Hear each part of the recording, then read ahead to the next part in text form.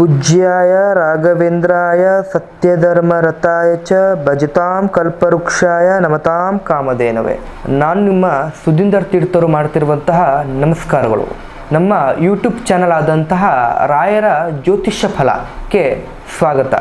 ಇವತ್ತಿನ ಒಂದು ವಿಡಿಯೋದಲ್ಲಿ ಮಿಥುನ ರಾಶಿಯ ಮಾಸ ಭವಿಷ್ಯ ಅಥವಾ ತಿಂಗಳ ಭವಿಷ್ಯವನ್ನು ಈ ವಿಡಿಯೋದಲ್ಲಿ ಸಂಪೂರ್ಣವಾಗಿ ತಿಳಿಸ್ಕೊಡ್ತಾ ಇದ್ದೀನಿ. ಈ ವಿಡಿಯೋವನ್ನು ನಿಮಗೆ ಇಷ್ಟ ಆಗಿದ್ದಲ್ಲಿ ಈ ವಿಡಿಯೋವನ್ನು ಲೈಕ್ ಕೊಟ್ಟು ಶೇರ್ ಮಾಡಿ ಸಬ್ಸ್ಕ್ರೈಬ್ ಮಾಡಿ.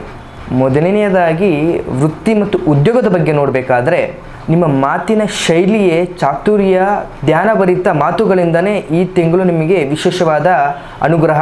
ಯಾರೆಲ್ಲ ಮಾರ್ಕೆಟಿಂಗ್ ಕ್ಷೇತ್ರದಲ್ಲಿ ಇದ್ದೀರಾ, ಇದು ಅತ್ಯದ್ಭುತವಾದ ತಿಂಗಳು.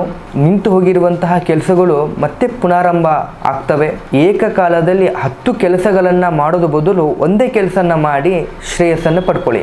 ಇನ್ನು ನಿಮ್ಮ ಹಣಕಾಸಿನ ವಿಚಾರದಲ್ಲಿ ನೋಡಬೇಕಾದ್ರೆ ಈ ತಿಂಗಳು ಸಂಪೂರ್ಣವಾಗಿ ಮಿಶ್ರ ಫಲ ಕಂಡು ಬರ್ತಾ ಇದೆ.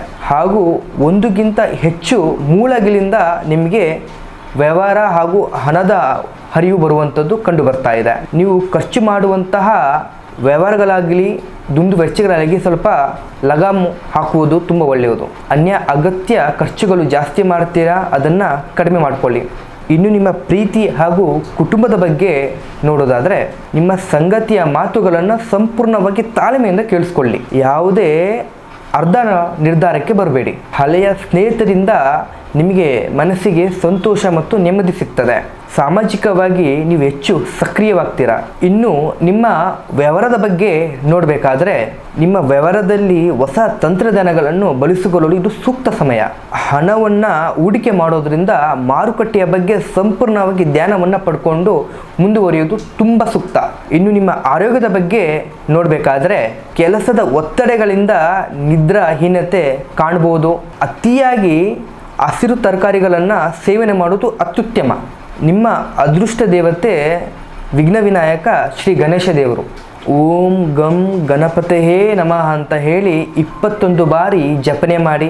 ನಿಮ್ಮ ಅದೃಷ್ಟ ಬಣ್ಣ ಹಸಿರು ಬಣ್ಣವಾಗಿರ್ತದೆ. ಒಟ್ಟಾರೆ ಈ ಮಿಥುನ ರಾಶಿಯವರ ಬಗ್ಗೆ ಹೇಳಬೇಕಾದ್ರೆ ನಿಮಗೆ ಅವಕಾಶದ ಸುರಿಮಳೆ ಇದೆ. ಎಲ್ಲ ದೋಣಿಯನ್ನು ಮೇಲೆ ಕಾಲಿಟ್ಬಿಡಿ. ಇದಾಗಿತ್ತು ಮಿಥುನ ರಾಶಿಯವರ ಮೇ ತಿಂಗಳ ಮಾಸ ಭವಿಷ್ಯ. ಹಾಗೆ ನಿಮ್ಮ ಜೀವನದಲ್ಲಿ ಯಾವುದೇ ರೀತಿ ಸಮಸ್ಯೆಗಳಿದ್ದರೂ ಕೂಡ ಕೆಳಗಂಡ ನಂಬರ್ಗೆ 1 ಬಾರಿ ಕರೆ ಮಾಡಿ ಅಥವಾ ನೀವು ನೇರವಾಗಿ ಬಂದು ನಮ್ಮನ್ನು ಕಾಣಬಹುದು. ಧನ್ಯವಾದಗಳು.